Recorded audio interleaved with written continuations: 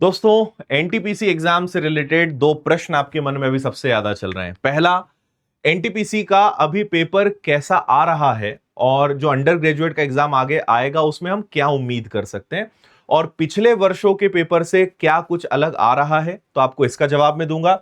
दूसरी बात हम करेंगे कि एनटीपीसी का अंडर ग्रेजुएट लेवल का एग्जाम कब हो सकता है, क्योंकि इसके बारे में अभी कुछ ऑफिशियल आया नहीं है। तो इन दो टॉपिक्स पे हम बात करने वाले हैं। तो आइए, देखो, आप जानते हो कि एनटीपीसी का इस प्रकार का एक ऑफिशियल नोटिफिकेशन आपके पास आया था जो ग्रेजुएट लेवल का है, ठीक है। और इस बीच में एक फेक नोटिस भी वायरल हुआ था जिसमें ग्रुप डी और अंडर ग्रेजुएट सबके बारे में लिखा था, और मैंने वीडियो बताया भी था कि वो फेक है।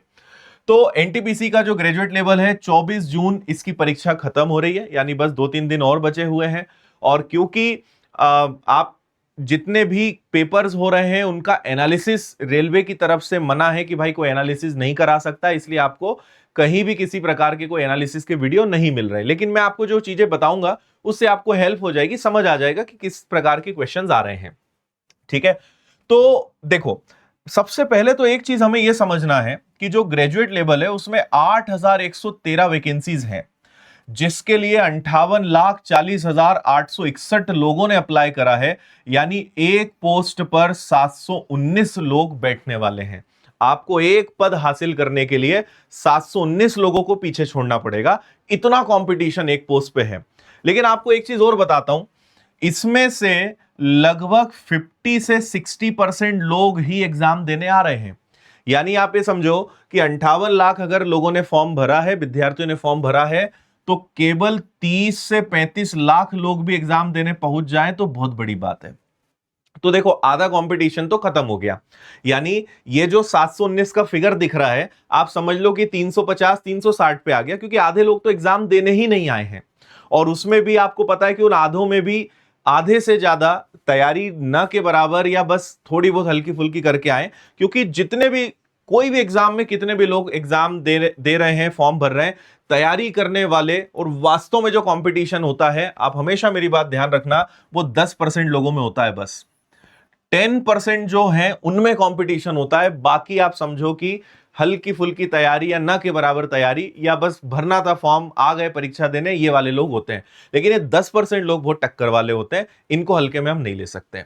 तो 58 लाख में से 30-35 लाख लोग बस एग्जाम देने आ रहे हैं, और मैं 30-35 लाख भी बढ़ाकर बता रहा हूं। शायद जब बाद में ऑफिशियल डेटा आए तो वो इससे भी कम हो सकता है, वो 25 लाख या 25 के अंदर अंदर भी हो सकता है। इतने विद्यार्थी पहुंच रहे हैं, ठीक है। अब दूसरी तरफ हम बात करते हैं, जैसे अंडर ग्रेजुएट लेवल की हम बात कर लेते हैं। इसमें तो और खतरनाक स्थिति है, क्योंकि 3445 वैकेंसीज है, 3445 वैकेंसीज है, और फॉर्म भरने वालों की संख्या 63 लाख है। 63 लाख, यानी जो 12th पास आउट वाली जो क्वालिफिकेशन है उसमें 58 लाख से अगर कंपेयर करें तो 5 लाख और ज्यादा लोगों ने अप्लाई करा है। लेकिन आप एक चीज देखो कि वैकेंसीज यहां पे 3400 है और यहां वैकेंसीज 8000 है। मतलब वैकेंसीज आधी से भी कम हो गई, लेकिन फॉर्म भरने वालों की संख्या ज्यादा ही हुई है। ये सबसे मतलब शॉकिंग फैक्ट जब ये रेलवे ने ऑफिशियल जारी किया था तब हमें लगा था। और यहां पर भी वही है कि एक सीट पे 1836 लोगों का कंपटीशन है भाई। एक बच्चे को 1836 लोगों में आगे होना पड़ेगा, तब वो एक पद हासिल कर पाएगा। लेकिन मैं आपको फिर बोल रहा हूं कि सेम यहां भी 50 से 60% का आपको एब्सेंस मिलेगा। 50 से 60% लोग एग्जाम देने नहीं आने वाले।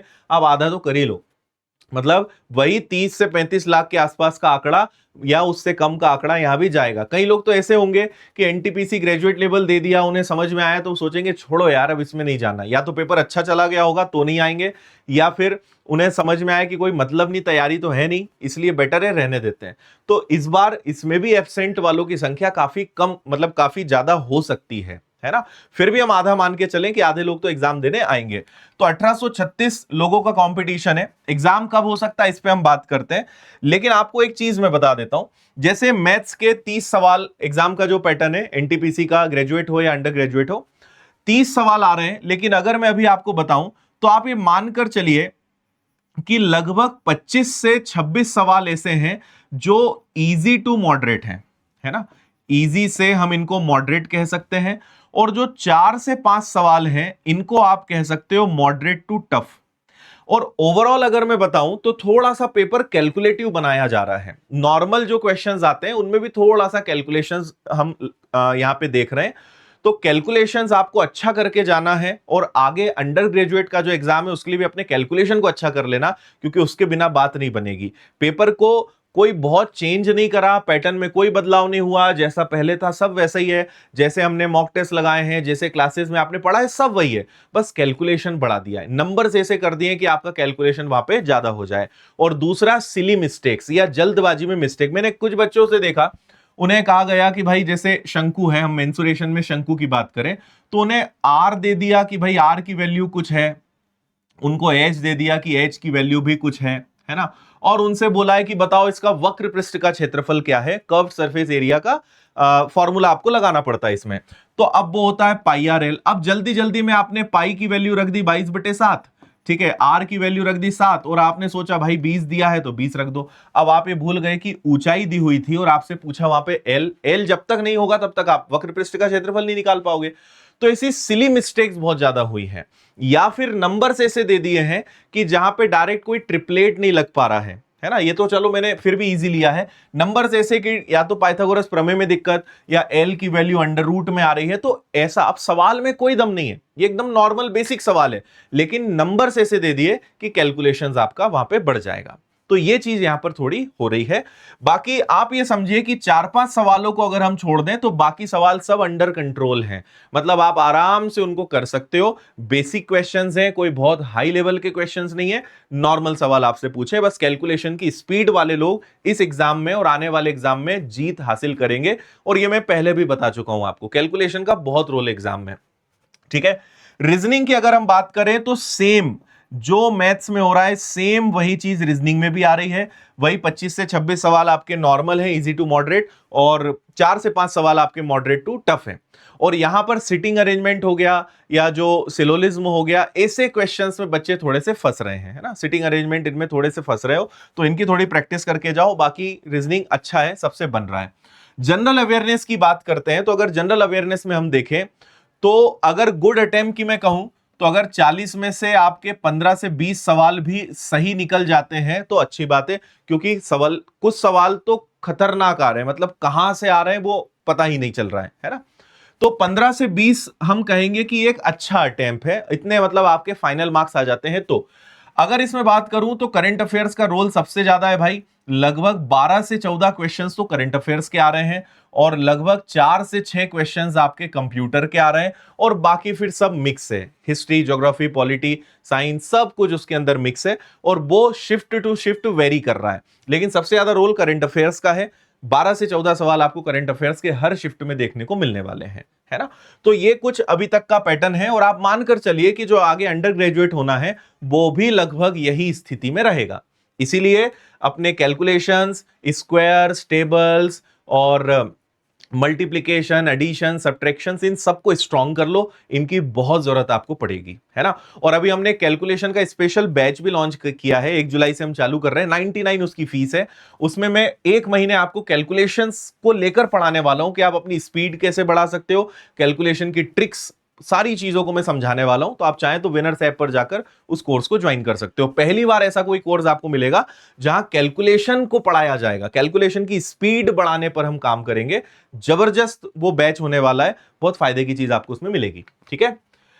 तो चलो भाई अब ये बात कर लेते हैं कि एग्जाम का क्या माने सर, इसके एग्जाम की क्या उम्मीद है। देखो, आप ये मानकर चलो कि 15 से 20 दिन पहले आपको पता चल जाएगा कि एग्जाम कब होना है, और अगर अभी तक अपडेट नहीं आया है तो आप मान के चलो कि जून में तो फिलहाल उनकी अब तैयारियां नहीं है, क्योंकि होना होता तो अब तक आ जाता। तो आप, लेकिन ऐसा भी नहीं कि बहुत आगे जा सकता है, आप बहुत हद तक मानकर चलो कि लगभग 90% संभावना है जुलाई की, और अगर थोड़ा सा और आगे जाएंगे खूब से खूब तो अगस्त। तो आप मान के चलिए कि जुलाई अगस्त में एग्जाम होना ही अंडर ग्रेजुएट लेवल का। आराम से रेलवे उसके लिए प्रिपेयर है और तैयारियां चल रही हैं, और हो सकता है कि जब ये खत्म हो जाए ग्रेजुएट लेवल का, उसके बाद जो है 15 दिन के बाद आपको एक नोटिस जारी कर दिया जाए कि भाई अंडर ग्रेजुएट की तारीख ये से ये रहने वाली है। तो जुलाई अगस्त में भरपूर संभावना है कि ये एग्जाम आपका हो जाएगा। इसलिए अपनी तैयारी जारी रखो, अपने मॉक टेस्ट, अपनी पढ़ाई, अपना रिवीजन, प्रैक्टिस, सब चीजें चलने दो, उसको बंद नहीं करना है, क्योंकि कॉम्पिटिटिव एग्जाम में अपने लेवल को बनाए रखना बड़ा इंपॉर्टेंट होता है। अगर आप किसी लेवल तक आ गए और आपने अगर ढील दे दी, छोड़ दिया, तो वो लेवल गिरेगा, वो अपनी जगह पे नहीं रहेगा। इसलिए लेवल मेंटेन रखने के लिए पढ़ाई बंद नहीं कर सकते, आप टेस्ट लगाना बंद नहीं कर सकते। इसलिए एलआरपी फॉर्मूला अपनाओ, लर्न, रिवीजन, प्रैक्टिस, सब चीजों का बैलेंस बनाओ और चलने दो, और तैयार रहो। आप बहुत जल्द आपको इसके बारे में भी अपडेट मिलेगा, और जैसे ही कुछ आता है हम आपको बताएंगे ही। तो उम्मीद है आपको सारे पॉइंट्स कम और आसान भाषा में समझ में आ गए होंगे।